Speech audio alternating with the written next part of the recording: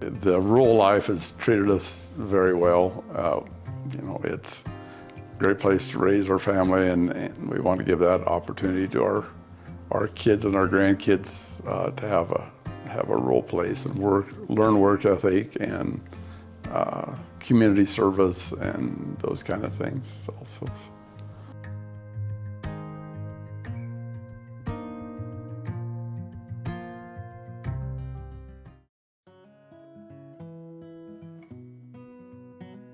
Yes, Vern Terrell from Hay Springs. We farm and ranch on Terrell Farms and Terrell Ranch is two different enterprises. Along with my wife Marjean, our son Brock and his wife Heidi. We're a cow-calf feedlot farming operation. Our folks came 77 years ago in 1948. They were part of World War II veterans that settled on an irrigation project, Mirage Flats Irrigation Project.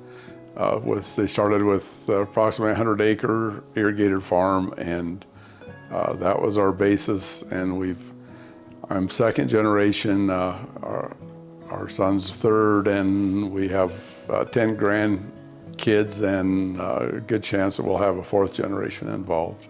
I think our main goal is to get our business transition moved to the next generation, and so we're trying to be pretty conservative to make that easier for the next generation to take over that part.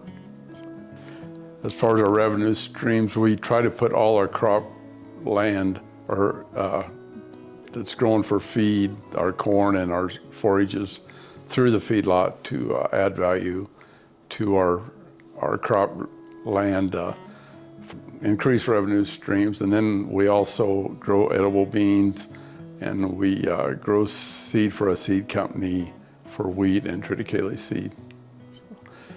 We try to diversify as much as we can for risk management and spread out our marketing that way. Most of our marketing is, like I said, through the feedlot. We have a custom yard, and so we've got numerous customers, and that has tended to grow without a lot of work from us, just from recommendations from some of our customers. We feel we're taking some of the risk out of it by doing that. The seed business has been a nice bonus. It takes some work and some management, but so that's diversification is what we try to do to offset some of our risks. As far as land stewardship, we're pretty aware that you need to take care of land, whether it's the ranch land or farm ground, and because that is the source of all things is your ground. And so we plant a lot of cover crops. Anytime we have a field empty, we've got something growing on it. And the ranch land, we do intensive grazing and keep cattle moving and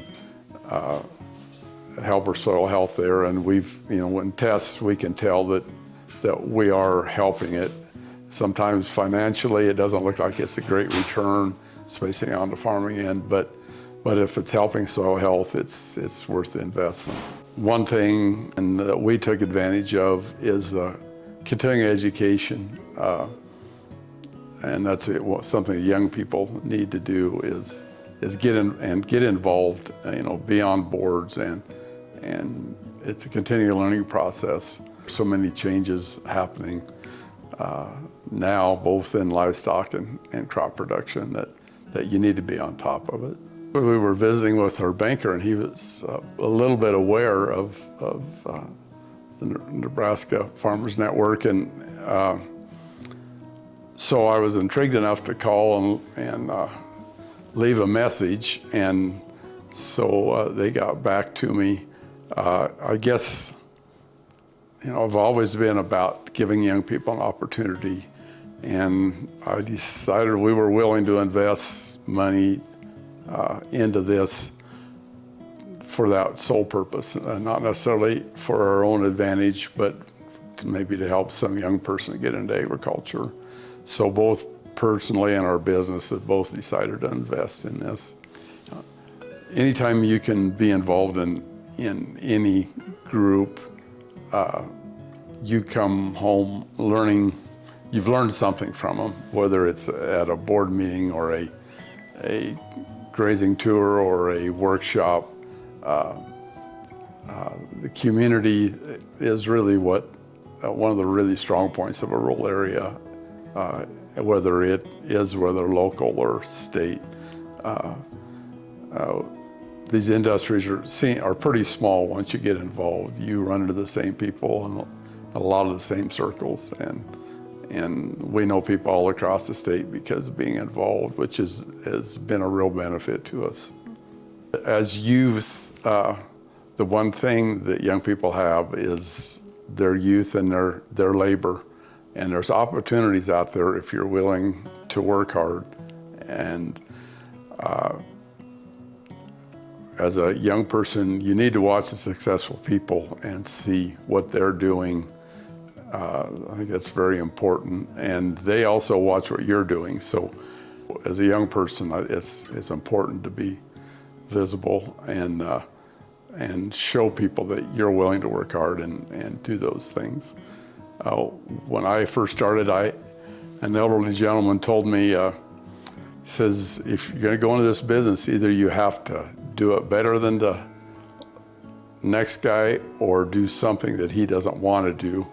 And that's always been in the back of my mind, that there's opportunities out there that you just need to take advantage of them.